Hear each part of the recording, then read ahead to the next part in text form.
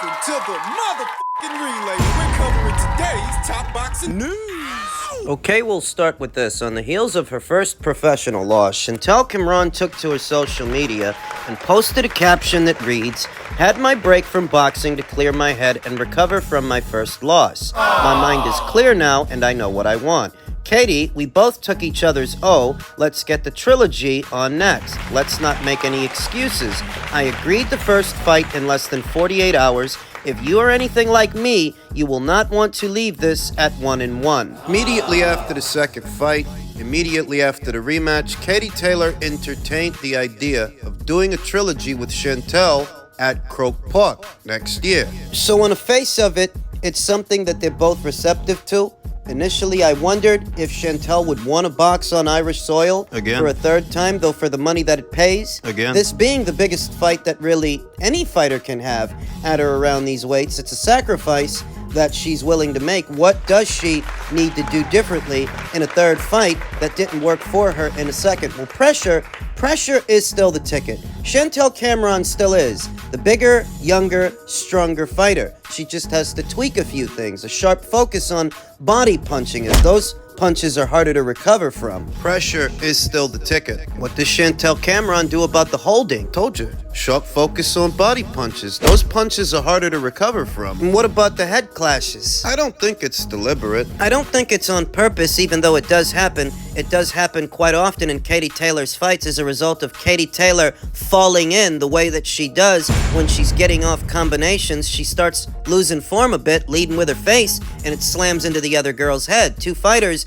getting off punches, leaning towards each other. It's gonna happen. It's a fight. Things are gonna get nasty, but I don't think it's on purpose. What does she do about it? Uppercuts up the middle. Uppercuts are the ticket. If Katie Taylor is at times falling in, leading with her face, an uppercut up the middle could do a lot of damage very quickly. And in spots, Shantel was having success in the second fight with the uppercuts. A sharp focus on body shots and uppercuts up the middle. Pressure is still the ticket. Pressure is still the way to go. The pressure that Shantel applied on Katie Taylor in the first fight could win her the third if she tweaks a few things. This time, a bit more focus on shot selection for Shantel. Not just throwing punches to be throwing punches, throwing them because you can throw them.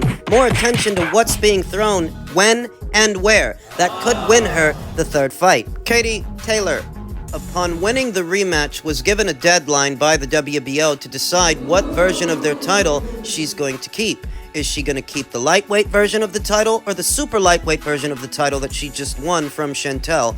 And because she may be fighting Shantel for a third time, presumably at 140, I'm going to assume that she's going to vacate the version of the title she holds at 135. The lightweight version. If she vacates the lightweight version of the title, Argentina's own Karen Carbajal, who's fought Katie Taylor before, Katie gave her her first professional loss, and she has since rebounded. She's coming off of 2 consecutive wins. And if Katie vacates the lightweight version of the title, Karen is ranked at number 1 in a pole position to fight for it should it go vacant. You will notice that Matchroom's own Rhiannon Dixon is ranked at number 3. I could see a situation to where if Katie vacates that title, Matchroom then moves to stage a title fight between Rhiannon Dixon and Karen Carbajal for the newly vacated WBO title. That's if the WBO title at lightweight goes vacant. If by some chance she vacates the super lightweight version of the title, Belgium's own Ocean Dirieu, unbeaten Ocean Dirieu. She's ranked at number 1, so maybe she fights for it against, I don't know, number 3 ranked Olympic gold medalist Estelle Mosley. could see that happening if that's the version of the title that goes vacant as a result of the trilogy. If Shantel Cameron wins the third fight, Katie Taylor is off the Ring IQ pound for pound list, and Shantel Cameron would be back in that situation per the rules that govern the list. No fighter coming right off a loss and no fighter absent of a world title is allowed to maintain a rank. So if Katie loses, she's out and Shantel's back in. What about the Amanda Serrano rematch? They were talking about doing that at Croke Park too. I feel like that might depend on who's easier to negotiate with, Shantel or Amanda. It's entirely possible that they're talking to the both of them at the same time in tandem with Katie Taylor having the luxury of choice. Who does she want to fight? Does she want to fight Amanda for a second time or Shantel for a third? Don't forget the asking price. I feel like a Serrano fight would be more expensive for Matchroom than a Cameron trilogy because you'd be asking Amanda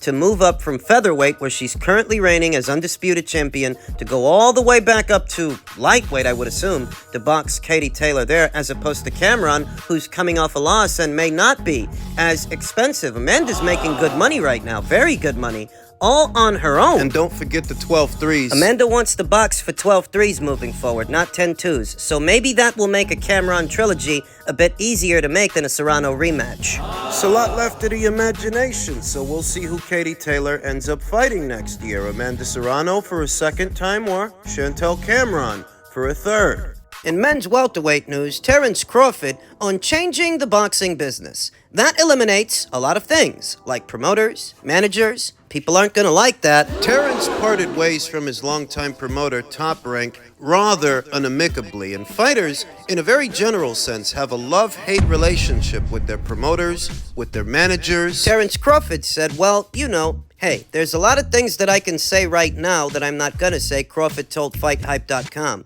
But there's a change that needs to be made in the sport of boxing, and I think that change is coming soon. There's always that thing for us fighters to come together, but it's always when you turn around, it's ego, you know? When you've got a lot of fighters that got big egos and pride issues, it's hard to talk to them about things of that nature, Crawford continued, especially if we're talking about change. That's a big thing in boxing. That eliminates a lot of things like the promoters, managers, things like that, and people aren't gonna like that. But when everything is put out in front of you, how can you go against it? Is that what boxing needs? To get rid of the managers and get rid of the promoters and just let the fighters have the run of the place. Let the fighters do business with the networks amongst themselves. Would that actually make the sport better? And to better answer that question, you'd need to know the function of each one, the actual function of a promoter, the actual function of a manager, and most people don't, most boxing fans. Crawford's apparent critique of promoters and managers is not new,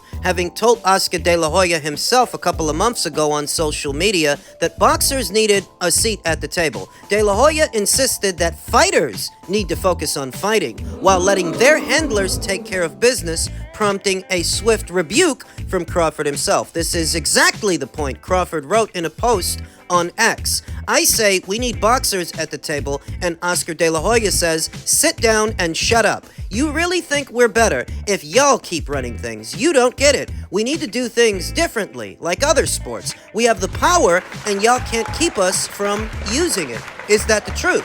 In this situation, is it the fighters that have the power or the promoters? Managers caught in the middle. As stated, to better answer this question, you'd better know the function of each one. The function of the fighter's manager, and the promoter. Who does what and why, and where are things going wrong? The fighter's role is obvious. It's all in the name. The fighter's role in all of this is the actual fighting. The fighting that over time is intended to generate money, generate business for the promoter who makes that investment in the fighter. The fighter's manager is intended to act as a buffer between the fighter and the promoter, operating with the fighter's best interests in mind. Now, obviously, over the years, some unethical business practices on the part of some managers and some promoters have led to a love-hate relationship between the fighters themselves, and the powers that be they the managers or the promoters. Though ideally, that is the dichotomy. That is the dynamic. You have the fighter, and then you have the fighter's manager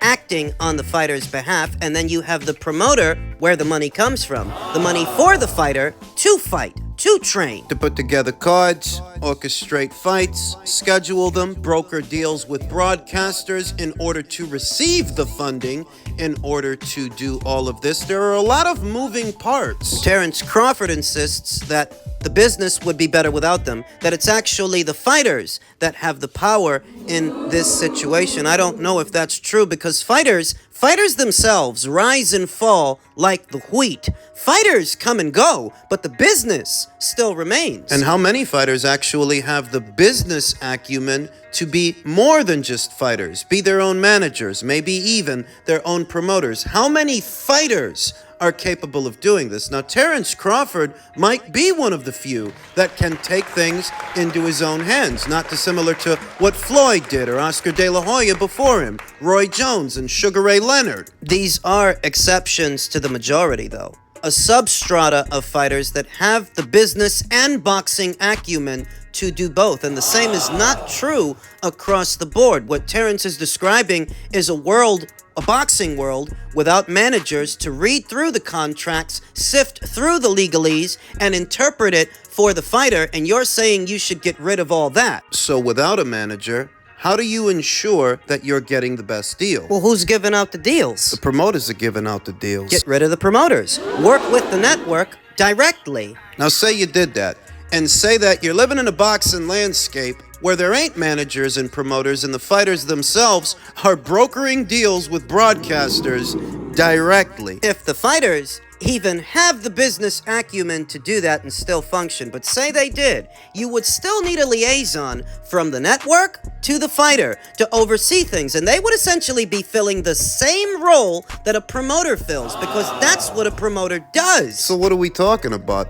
A bunch of individual fighters brokering deals on their own behalf with the network, a bunch of individual fighters brokering deals with the same network? Yeah, that sounds like a stable. Sounds like a stable of fighters, which is what we already see in the sport here today. The network themselves, they'd need a point man. They'd need someone to oversee all of this. Brokering the deals with the fighters, signing new fighters, scheduling the fights. You mean like a promoter would, like promoters do. The promoters Terrence Crawford says the fighters don't need. You're gonna need someone to market the fight, to get it out there and tell people about it, raise awareness. See, a rose by any other name is still a rose. And any entity fulfilling that role for a fighter and fights, there's still a promoter. Even if you're trying to imagine a world without them, that's still going to be the role that someone has to fill. And if someone does, whether you like it or not, that's what they're doing. They're promoting. Thus, I can't say that I agree with Terrence's contention that the fighters don't need these managers. Then who's going to read the legalese in the contract? Who's going to offer the contracts? The contracts for these fighters to fight on these networks. Who's going to do the schedule? Who's going to maintain the budget? Where do you think the money comes from? Because it costs money to do a show, and the money itself, it doesn't come from the fighters' pockets. It comes from the network, which gives that money to the promoter, who then puts together the show. Promoters take some of that money, make an investment in a fighter because they believe they can turn that fighter into a moneymaker. So the promoters use that money to do shows for that fighter in the hopes that at some point the fighter will start to generate money. But it takes that initial investment, and without that, fighter's career don't get off the ground. Granted that there are some fighters out there that over time amass enough marquee value that they can go into business for themselves and handle things themselves, but that's really only after they've been promoted. Yeah, once you're a bankable draw, you can do that, but it's not uniform. It's not the same across the board for every fighter. Because every fighter isn't a bankable draw, though I'm sure they'd like to be paid as if they were. Because who doesn't want more money? It's not as cut and dry as Terrence makes it out to be, and while there are a lot of moving parts, there's a reason why they're there.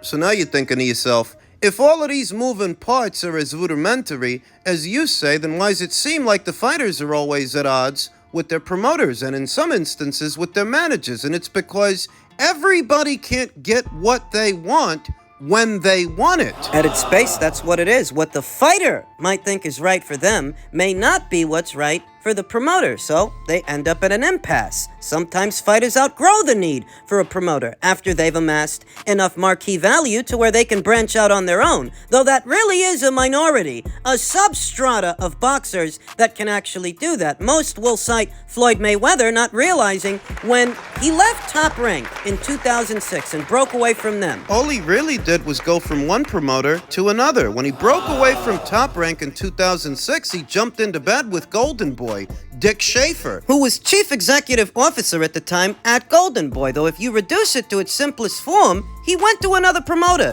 That's what he did. And he was there for a while before he broke away with Dick Schaefer and Al Heyman and started up the PBC, which wasn't until 2015. That is, the PBC didn't do its first show until 2015. Though as far as Floyd being the shining example about how it's fighters that have the power and fighters don't need promoters, him being that example, all he really did was go from one promoter to another, then he became one himself, but that didn't eliminate the need, the function of a promotional outfit. Thus, when Terrence says it's the fighters that have the power and he wants to do away with the managers and the promotional outfits, I don't agree with that because I can't see how this industry would function without them. Someone has to fulfill those roles. The fighters themselves, they come and go. They rise and fall like the wheat. But if the business of boxing has lasted this long, it's because somebody's always out there signing new fighters, finding new ones. The show must go on. And no, I don't expect a fighter, a decorated champion like Terrence Crawford,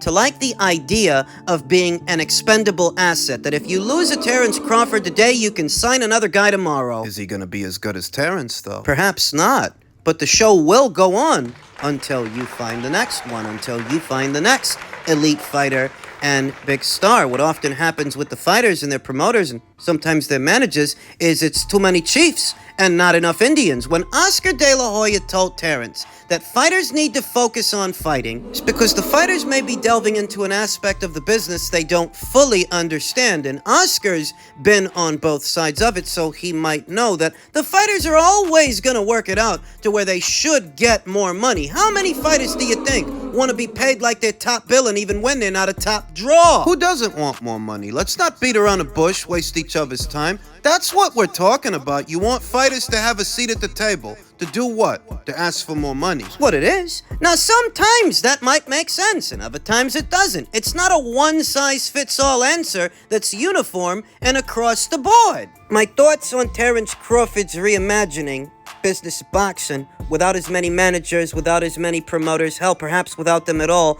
Those roles still need to be filled, you understand. I don't think it's a perfect system, but show me a better one. Where feathers are never ruffled and nobody's complaining and everybody gets what they want as soon as they want it. Show me. The business of boxing is far from perfect, but some aspects of it operate the way they do for a reason. Strange as this might sound, sometimes it's a good one.